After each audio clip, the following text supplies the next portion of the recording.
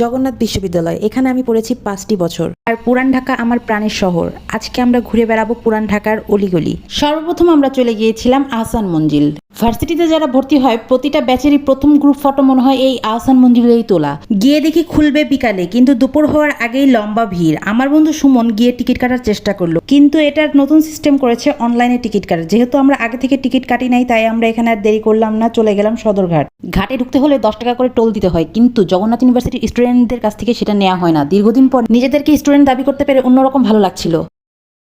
তো আমরা ভিতরে ঢুকেই দেখতে পেলাম সেই চিরচেনা বড় বড় লঞ্চ এবং ট্রলার। এই ট্রলারগুলোতে করে এই পারের মানুষ ওপারে প্রতিদিন যাতায়াত করে। ফার্স্ট ইয়ারের মতো ফিল নিতে আমরা ঠিক করলাম 1 ঘন্টার জন্য নৌকা। দীর্ঘ সময় দর কষাকষি করার পর আমার বন্ধু 150 টাকায় 1 ঘন্টা নৌকাটা ঠিক করলো।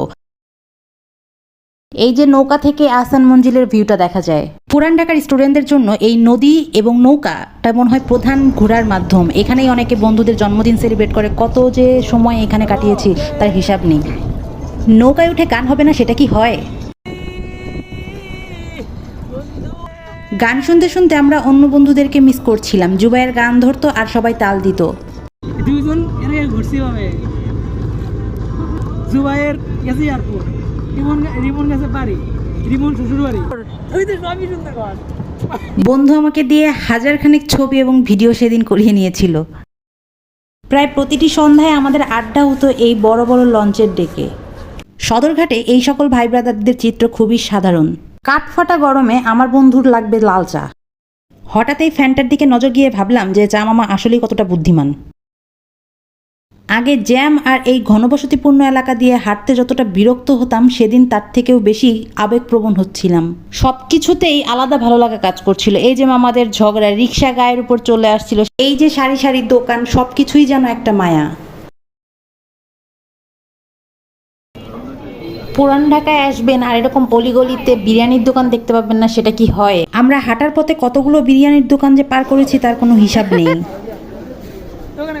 আর এটা হলো সেই জায়গা যেখানে জগন্নাথের ম্যাক্সিমাম পোলাপান খাবার খেয়ে বিল না দিয়েই চলে যায়। বলুন তো এটা কি?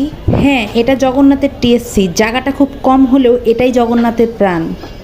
আর এই বাসটা যে দেখতে পাচ্ছেন, এই বাসগুলোর সামনে নতুন শিক্ষার্থীরা এসে সর্বপ্রথম ছবি তুলে। আর এই যে ফিল্টারটা, এটা ক্যাফেটেরিয়াতে নতুন লাগানো হয়েছে বলে ছোট্ট একটা ক্লিপ নিয়ে নিলাম। তারপরে ক্যান্টিনে ঢুকে দেখি অনেক মানুষ যারা লাইব্রেরিতে পড়াশোনা করে আর সন্ধ্যায় ঘুরতে আসে, তারা এখানে সন্ধ্যার নাস্তাটা সেরে নেয়। এদিকে বন্ধু আসিফ চলে এসেছে আর আমরা চলে গেলাম সন্ধ্যার খাবার অর্ডার করতে। বিপদে আছি।